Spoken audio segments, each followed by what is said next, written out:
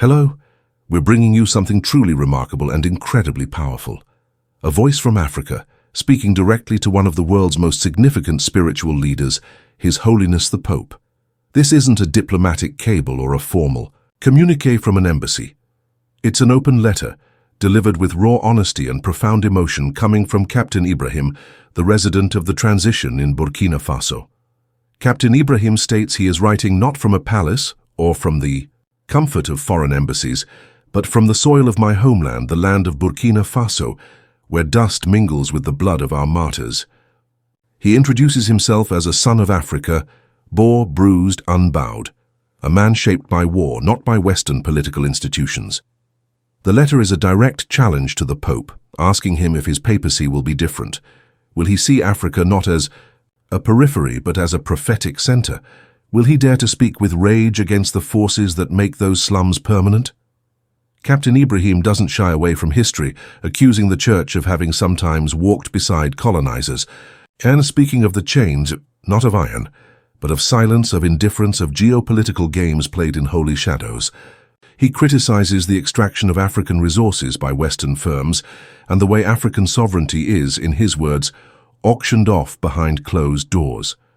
He makes it clear that Africa is done asking for permission to exist, demanding justice, not charity. He calls for a pope who will name the modern-day Herods and thunder against economic empires, challenging the Church to speak out against arms deals, exploitation, and the silence of global powers on Africa's suffering. It's a letter that demands courage and moral leadership from the Vatican. Captain Ibrahim states, "Courage, real courage, is not blessing the powerful. It is defending the powerless when it costs something." I want to show you a significant portion of this powerful address. It's a message that deserves to be heard widely. Let's watch. To His Holiness Pope Francis, I write to you not from a palace nor from the comforts of foreign embassies, but from the soil of my homeland, the land of Burkina Faso, where dust mingles with the blood of our martyrs, and the echoes of revolution are louder than the hum of foreign drones overhead. I am not writing as a man seeking approval, nor as one entangled in diplomatic pleasantries. I write to you as a son of Africa, bold, bruised, unbowed. You are now the spiritual father to more than 1 billion souls, including millions here in Africa. You inherit not just a church, but a legacy, and in this moment of transition, while white smoke still lingers above Vatican rooftops, I must send this letter across seas and sands, beyond guards and gates, directly to your heart, because history demands it, because truth compels it, because Africa, the wounded and the rising, is watching. Your Holiness, we Africans know the power of the cross. We know the hymns, the prayers, the litanies. We have built churches with calloused hands and defended our faith with our blood. But we also know another truth, one that too many prefer to bury, that the Church at times walked beside colonizers, that while missionaries prayed for our souls, soldiers looted our lands, that while your predecessors spoke of heaven, our ancestors were chained on earth. And even now, in this so-called modern age, we feel the chains still not of iron, but of silence, of indifference, of geopolitical games played in holy shadows. So I ask in the name of the mothers who pray on dirt floors and the children who learn catechism with empty stomachs, will your papacy be different? Will you be the Pope who sees Africa not as a periphery, but as the prophetic center? Will you be the Pope who does not only visit slums for photo opportunities, but who dares to speak with rage against the forces that make those slums permanent? You see, Your Holiness, I am a man shaped by war, not wealth. I was not groomed for politics by Western institutions. I was not taught diplomacy in Paris. I learned leadership in trenches among the people where pain is teacher and hope is resistance. I lead a nation that was tossed aside by the world until we refused to be silent. We were told we were too poor to be independent, too weak to be sovereign, too unstable to resist. But I tell you this with the thunder of ancestors in my voice. We are done asking for permission to exist. We are done pleading for validation from powers who exploit our minerals while preaching morality. And we are done, absolutely done, watching global spiritual leaders turn their eyes from Africa's cries because the politics are inconvenient. Your Holiness, I speak now not only for Burkina Faso, but for a continent too long patronized. Africa is not a continent of pity, we are a continent of prophets. Prophets who were jailed, exiled, and murdered for daring to challenge the empire. And you, now that you wear the ring of St. Peter, must decide, will you walk in the path of the prophets, or will you too be a prisoner of politics? We need no more platitudes. We do not need more thoughts and prayers while Western firms extract uranium from Niger and gold from Congo under armed guard. We do not need diplomatic neutrality while African youth drown in the Mediterranean fleeing wars they did not start, waged with weapons they did not make. We do not need saccharine statements while African sovereignty is auctioned off behind closed doors in Brussels, Washington, and Geneva. What we need is a pope who will name the modern-day Herods, who will thunder against economic empires just as boldly as the church once thundered against communism, who will say without apology that it is a sin for nations to profit from the destruction of Africa. You know, the teachings of Christ, he flipped the tables of money changers. He said, blessed are the peacemakers, but he never said, blessed are the appeasers. So I ask you personally, will you speak against the silence of France and its shadow operations in the Sahel?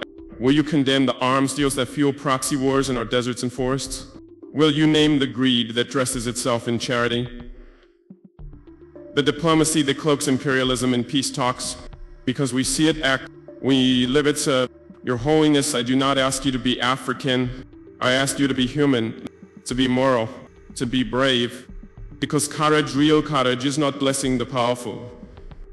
It is defending the powerless when it costs something. Let me speak plainly. The Vatican has wealth beyond imagination, art beyond price, access beyond borders. But true power is not measured in treasures behind marble walls. Where true power is measured in the courage to confront injustice, even when it comes dressed in a tailored suit, carrying diplomatic credentials and smiling through its sins. Your Holiness, the world stands at a precipice, and Africa, this battered and beautiful continent, is not merely watching from below. We are climbing. We are bleeding, we are rising, and we are daring to ask questions that echo louder than canon law. Where was the church when our presidents were overthrown by foreign-backed mercenaries? Where was the church when our youth were abducted and indoctrinated into wars funded by nations that pretend to be peacekeepers? Where was the church when our currencies collapsed, when the IMF choked our economies? When our leaders were punished for choosing sovereignty over submission? Do not tell us to forgive while the whip is still in the hand of the abuser. Do not tell us to pray while our prayers are met with drone strikes. Do not speak of peace without naming the profiteers of war, because silence, Your Holiness, is no longer holy, and neutrality is no longer noble. If you are to be the shepherd of this global flock, then hear this cry from the dust of Ouagadougou. We are your sheep too, but we do not graze quietly in the fields, we march in the streets. We die on the front lines. We rise from the ashes with fire in our bones and scripture in our mouths. We are not asking for charity, we are demanding justice. And justice must begin with truth. The truth that Christianity in Africa has been both a balm and a blade. The truth that the church has fed our spirits while failing to protect our bodies. The truth that redemption without reckoning is a half-truth, and half-truths have never healed nations. Your Holiness, you now sit upon the chair of Saint Peter.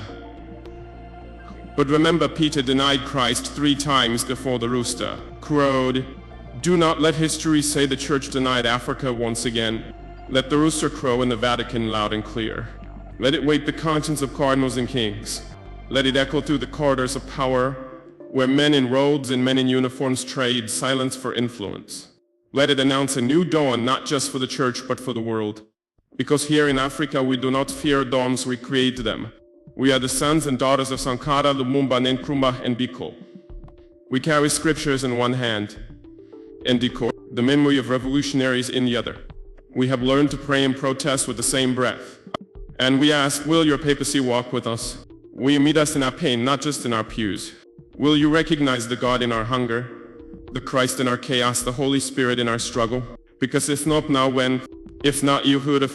And if the church continues to preach peace while ignoring the machinery of oppression, what gospel is left to believe in? I say this not with anger, but with sacred urgency. We are a people at the crossroads of prophecy and politics. And Africa's time is no longer coming. It is here.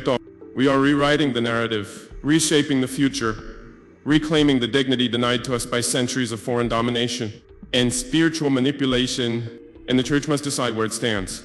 With the powers that be here, with the people who bleed. I do not write this letter to condemn. I write it to invite you, Your Holiness, into a deeper solidarity, to a solidarity that walks barefoot with the poor, that dares to speak truth in Rome as boldly as it does in Rwanda, that names the saints not just by miracles but by their commitment to justice. We await your voice, not from balconies, but from trenches and from favelas, from refugee camps, from behind the bars of political prisons where truth is incarcerated. Because only that voice, your voice, can redeem the silence and if you dare to speak it, not only will Africa hear you, the world will. Signed, Captain Ibrahim Traore, resident of the transition, Burkina Faso, son of Africa, servant of sovereignty. As you can see and hear, that is an incredibly impactful and unfiltered message. Captain Ibrahim's words are a direct confrontation to the historical narrative and an urgent call for the Catholic Church, under the Pope, to take a decisive stand on justice, economic inequality, and the ongoing struggles faced by Africa. He challenges the perceived silence and neutrality of the Church in the face of what he describes as continued exploitation and oppression, framing the letter ultimately as an invitation for deeper, more active solidarity with the people. This message from Burkina Faso is a reminder of the complex relationship between faith, power and history on the African continent, and it puts the Pope and the Vatican in a position where a clear and meaningful response will be keenly awaited, not just in Africa, but around the world. Thank you for watching, and don't forget to subscribe to our channel. We'll see you next time.